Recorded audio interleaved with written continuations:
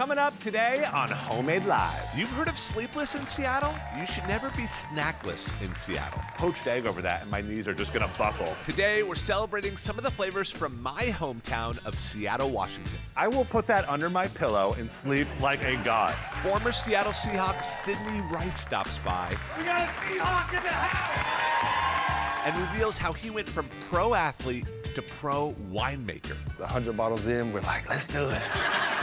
Plus, the perfect Pacific Northwest bite. I would faceplant into that, yeah. It's all coming up right now on Homemade Live. I'll take the rest home. Hey, I'm Joel, a dad, husband, and sustainable chef in Seattle, Washington. I believe the best ingredient on earth isn't what's on the plate, it's actually what's around the plate. The people, the places, the stories. That's what inspired Homemade Live. Each week we go live from our kitchen in front of a studio audience with famous friends. We share food memories and recreate them on the spot. Welcome to Homemade Live.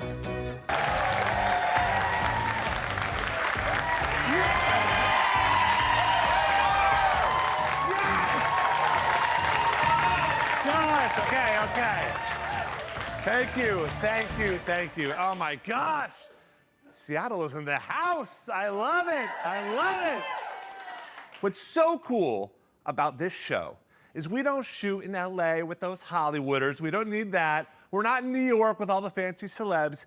Guys, we're in the gorgeous Pacific Northwest. Today's episode, we've all heard of Sleepless in Seattle. Today, it's Snackless in Seattle. We are celebrating the culture, the food, the people that make up this great city. And I have to be real, I didn't always love it here, but then I left, right? I went to college, traveled the world, and I just got pulled. I just kept getting pulled back to this region. And what I got pulled back by were the ingredients. Oh my gosh, the ingredients here are insane. Wild mushrooms the size of your noggin. In the summer, there's berries growing on the freaking side of the road. We have seafood that will put your eyes in the back of your skull. I mean, it is so good. I mean, right? That's why I moved back. I was 23 years old, and my first business I ever started was a smoked salmon stand. And I would do these little tartines, open-faced sandwiches, and it was delicious. So for our first bite today, we are making a smoked salmon waffle.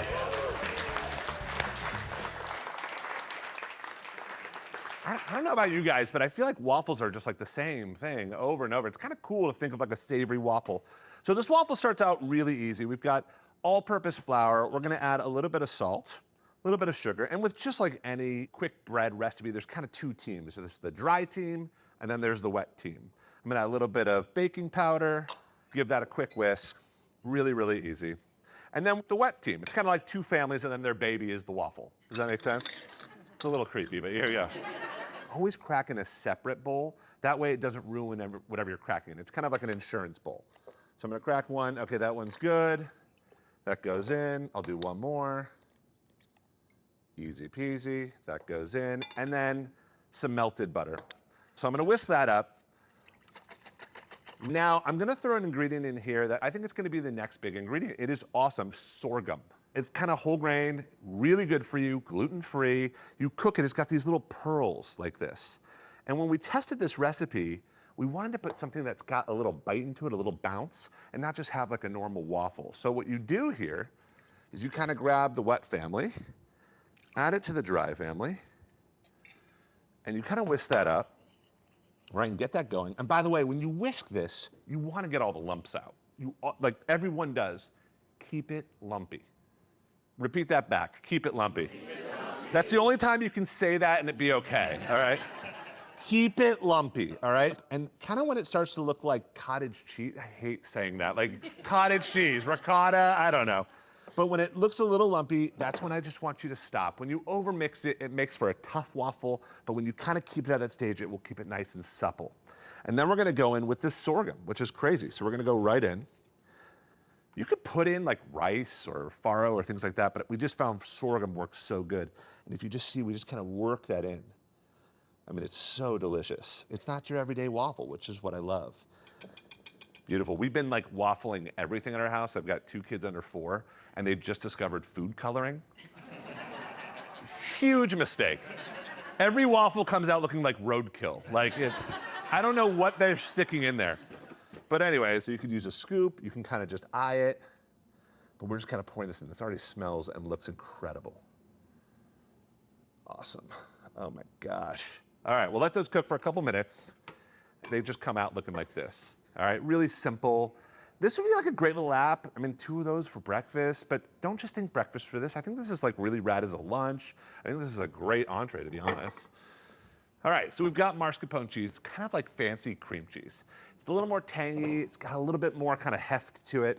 And I'm just gonna zest my lemon. And if this is really tough for you, you can kind of turn it upside down and almost like an eraser, look where you're going. A lot of people prefer this so you can really see where the yellow part is. Are you guys getting a little hungry? Yeah. Like, smell this. How good does that smell? So good. Like, I will put that under my pillow and sleep like a god. That is so delicious. So that goes in. Lemon, always roll on your lemon. It just gets the juices flowing. Again, only say that in the kitchen. And then here we go. I'm gonna go with about half. Go with a little bit of salt. And then we just kind of mix this up. Just the easiest little schmear. It doesn't need to be herby. We're gonna add herbs later. This looks great. We've got these really different sorghum waffles. And those 2 are great, but this is all about the smoked salmon, right? This is all about the smoked salmon. And you really want good stuff. And we're in Seattle, so we only go to the best place in the world for smoked salmon. That's Pike Place Market and a place called Pure Food Fish. So this is Tyler. What's up, buddy? How you doing? Thank you for being here. Of course, thanks for having me. I see Tyler all the time. Tyler, you work at Pure Food. How long have you guys been around? Well, established over 100 years ago in 1911 by the current owner's great-grandfather, Jack Amen. Then went to his son, Saul, and now currently Carly and Isaac are 4th-generation owners. Over 100 years old, and like you go there and it's just like cascades of seafood. I mean, your scallops are the size of my thighs. They're huge. Yeah, they're big. They're big. Where do you get this? Where do you find this? I mean, honestly, we try to get everything as close to Seattle as possible, but you know, we're going to get some stuff out of Alaska. We're pretty much the closest market to Alaska as well. But everything's mostly local and or Alaskan. And you're not the place where like you're hawking the fish. No. You treat it like jewelry. We don't like to play with your food at your food. Yeah. So, okay, so for the average person at home, if you're at the grocery store, you're picking out a piece of salmon, what are you looking for? The 2 main things I look for are going to be marbling and shininess, which will indicate fat content and freshness, respectively, there for them. Marbling, like in a steak? Exactly, yeah. What? The fat, yep. You can see the fat, like in there? Oh, yeah. And that's how you know you have a really beautiful piece of salmon, the amount of marble in it, yeah. I love that. All right, I got to get you one of these to shove in your face because you're going to love do. it. But Tyler, thank you, and thank you for everything that Pure Food does. You can check them out online. They're amazing. Thank you. This is the Pure Food smoked salmon. I mean, it's like sashimi. It's cured and then smoked at a really, really low temperature. Some people call it lox. So here's how I kind of do this. I grab a little bit of the schmear, and you kind of just want to get a little messy. Give it a schmear. Like, don't sit there and try and cake it. Just smear it on, right? We're not going to sit here, Instagram, and we're not going to do that, all right? Just nice, soft, pillowy mascarpone right on top. These are going to be killer. So then when you take the salmon, instead of just flopping it on there, this is important to kind of give it a little bit of lift, right? Like kind of tuck it into itself so it kind of comes up. And that's kind of a restaurant-y trick. It just, when food comes up at people who are eating it, it just looks more appetizing. So just kind of give it a little bit of lift. You don't have to get too over fancy about this.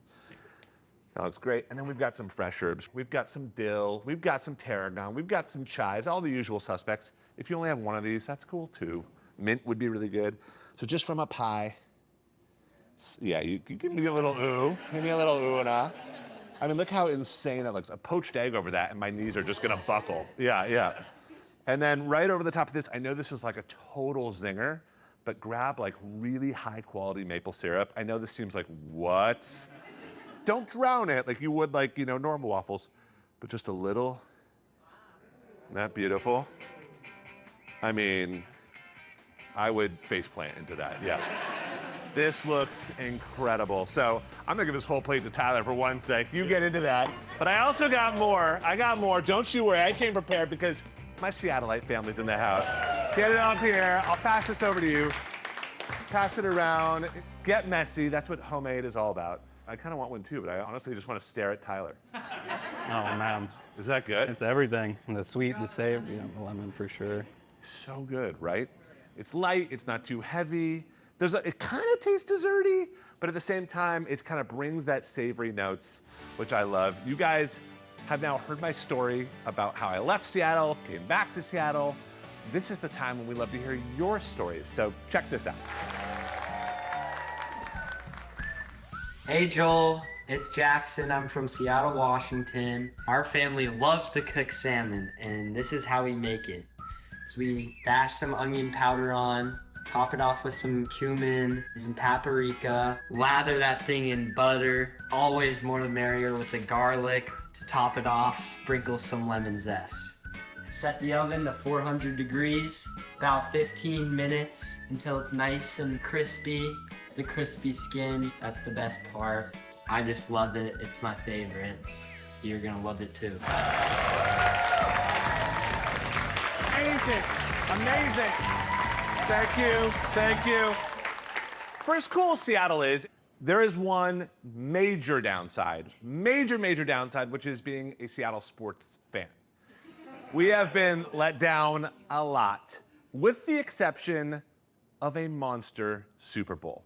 In honor of the Seattle episode, in honor of the Super Bowl, I want to invite my next guest, Super Bowl champion of the Seattle Seahawks. Not only is he incredible on the field, he is now an unbelievable winemaker. Ladies and gentlemen, Sidney Rice.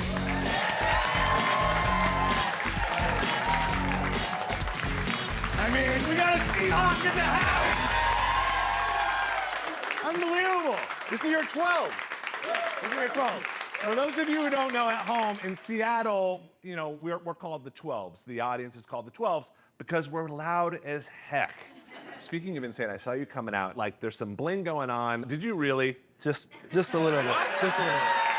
Did you not? Just a little bit. Is that the actual ring? This is the actual ring. It's my actual ring, and I think you get to wear it today. No, I am not wearing that. There you No, go. I'm not. What? Let's go. I'm putting it. Damn, that's heavy. Wow, that is. First of all, it doesn't fit on my finger. I don't know what that says. I'm a chef. I got to get in shape, but that is incredible. It's all good. I switch fingers every so often as Yeah, well. I'm going back to you. I'm not wearing this as I cook. Are you kidding me? Get out of here. Now, okay, so when you found out that you were coming to be a Seahawk, were you pumped? Like, what was the vibe? We always used to have this joke when I was in Minnesota amongst the players and the team. We would say, move to Seattle, because we thought it was the most depressed place you could be. And then I ended up coming to Seattle, and now this is my home. We turned you. Yes, for sure. We turned you. You're telling me that Seattle's like the budding joke of the NFL? That's just what we thought at the time, but a lot of those guys haven't been here. It's an amazing place. They don't know. So what got you to fall in love with it here? Every single opportunity I got to leave during the season, I left. At some point, I found myself saying I want to go back home. But I wasn't talking about South Carolina. It ended up being Seattle. So I love it. We got you. You're into food. And so, like, what about Seattle food really got you? the freshness of the food, the seafood. I love seafood, and being able to go down to the market every single day with the fresh foods, absolutely amazing. We're definitely spoiled here. But you're a wing guy, right? 100%. So you're also like, I'm calling you the Wing King, but you literally go to these restaurants and you have like a special move. Every time I go to a restaurant, if it's wings on the menu, I have to try them. The best part about it is I like them. I'll eat those, probably order another one for there, and then I'll take one to go. Why does his ring not fit on my finger, but still on his finger? I don't get it. That is a power move to order 3 orders of wings. That is crazy. For our next bite, in honor of Sidney, in honor for his love for Seattle, we're going to be doing Seattle-style teriyaki chicken wings. All right, Sidney, you're going to cook along with me. I'm gonna sit this here. Yeah. Yeah. I like that. I I like wanna get that. it dirty. We got the wing. Are you a flat guy or a drum guy? I'm all. I'll eat the whole wing. Non-discriminatory. The I whole love it. wing. I love it. I Whole love it. So we kind of add those in. The reason we do teriyaki, and Sydney, you know this, the Japanese food here is unreal. Yes. So Sydney, you're gonna get over here, you're gonna make the marinade, okay? Really just start dumping and whisking. So we got a little soy sauce, beautiful. We got a ton of honey. This is what really makes it sticky and glazy and delicious. So we've got the honey going. A ton of ginger and garlic. And we go fresh here. You can totally use dried. The one rule I have with dried is always cut it by half. So if you use dried herbs and it calls for like half a cup of ginger, go with a quarter cup because dried's stronger. Some garlic, beautiful. Then we've got some mirin, and then just a little bit of mustard, I'll get that for you, and some vegetable oil. Basically, we've got kind of this marinade. It already smells crazy good, right? Insane. It smells insane, right? And what you would do at this point is, right, just like that, easy peasy. And how long do you think that marinade's for, Sydney? I would give it at least a couple hours in the fridge. Yeah. See, he's a wing guy. As we let these marinate, I would want to say, you kind of switched careers for a sec. You started making wine. I mean, guys, Dossier Wines. Dossier was a project that my partner Tim Lanahan and I started. What happened was I was posting a lot of pictures of wine on my social media. Okay. Tim slid into my DMs and was like, hey man, you gotta start drinking some better wine. You live in Washington. So he would come over and he brought a lot of great Washington wines. Yeah. And one day I mentioned wanting to do a wine label and he just lit up. About 100 bottles in, we're like, let's do it. Here in Washington, we have an incredible wine country. I mean, incredible. So this makes so much Absolutely sense. amazing. I want to try it. You do mind pouring? Yes. We have our 21 Syrah, Okay. Let's give it. 40% the rock, 60% red mountain fruit. Oh my Lord. Yeah. That is smooth.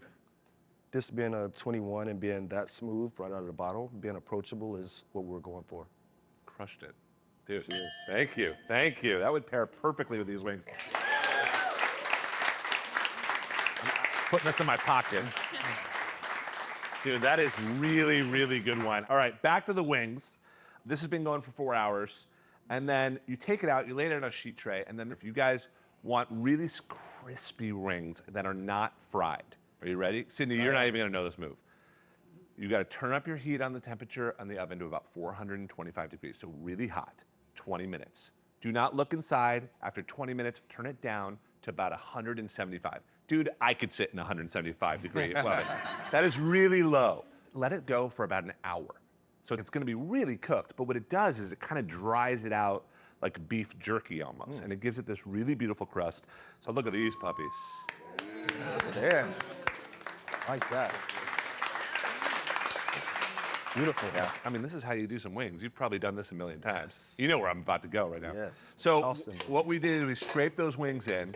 I mean, look at this. You really don't. It's like pulling from this, like candy. Unbelievable. You don't have to do this next move, but we took the marinade that the chicken was in, and we actually just took the chicken out and reduced it down to a syrup.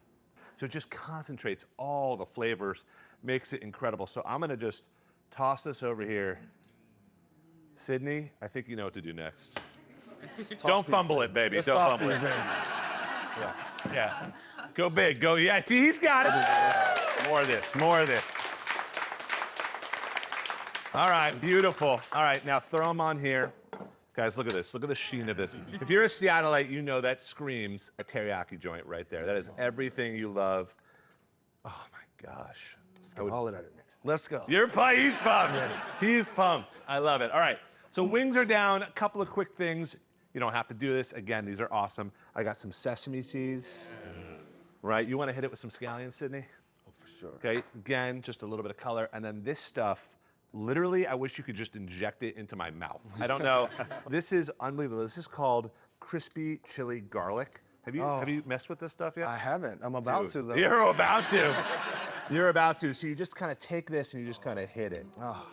Right? And you can find these at Chinese markets. Amazing stuff. So there it is, inspired by Sydney, by our teriyaki joints, Seattle-style teriyaki wings. You ready? Let's do it. Let's do it. All right, I'm gonna grab one. Sydney's gonna grab one, and then you wanna pass that around, Sydney? Sure. You guys grab a bite. I just gotta give this one. Oh my gosh. I'm making a mess over here, but it's all good. They're wings. That's what the show's all about. I'm kind of nervous for like a Wing King. What do you think?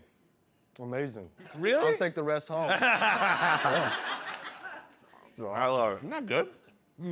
All right. Beautiful. Here's the towel. You might need a mop, but there you go. So we came up with 3 hard-hitting questions. We call this section Quick Bites. All right, you ready? I'm ready. Weirdest thing you've ever eaten? Weirdest thing I've ever eaten would probably have to be gooey duck when I had it for the first time. Oh my which is gosh, a that's clam. good. And it's something about the nerve ending in there. He slapped it on the table and it tensed up, and I'm like, okay. Okay, I guess I have to eat this. Dude, just looking at a gooey duck Yeah. feels wrong. Next one. Close your eyes. Best thing you've ever eaten?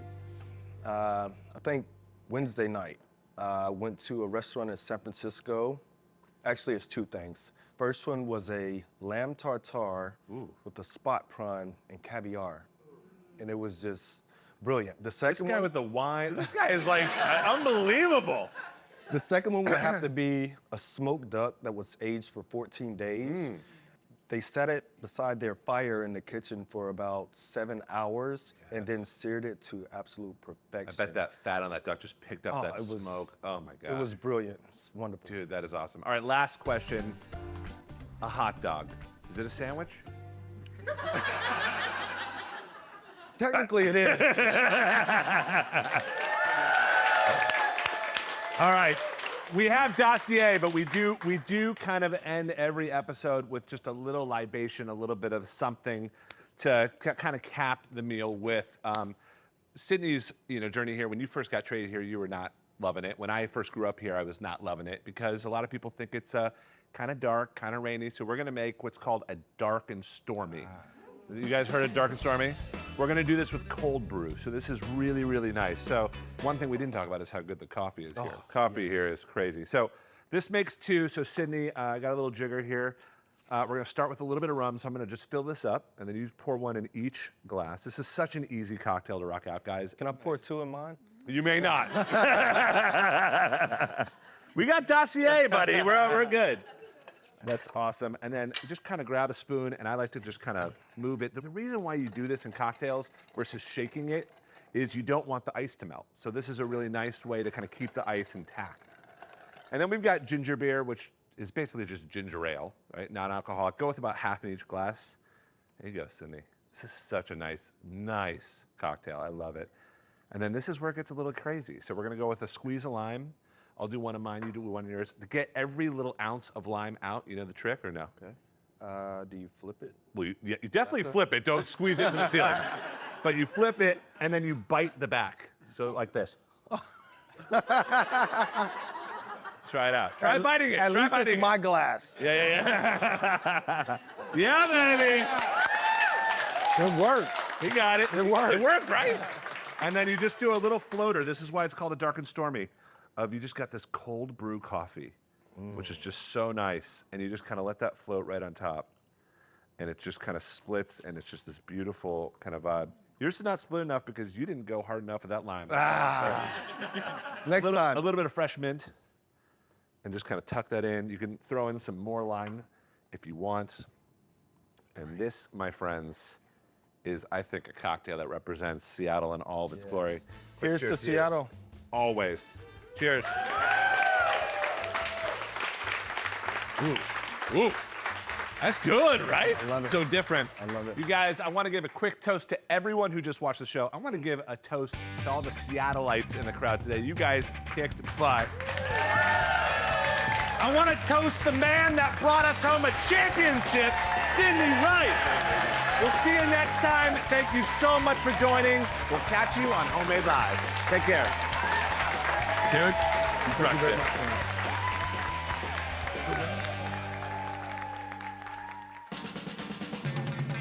To check out all the recipes we made today and more, visit us at homemade.live. You'll find our free cooking class schedule where you can cook with me live in real time. I'll see you in the kitchen.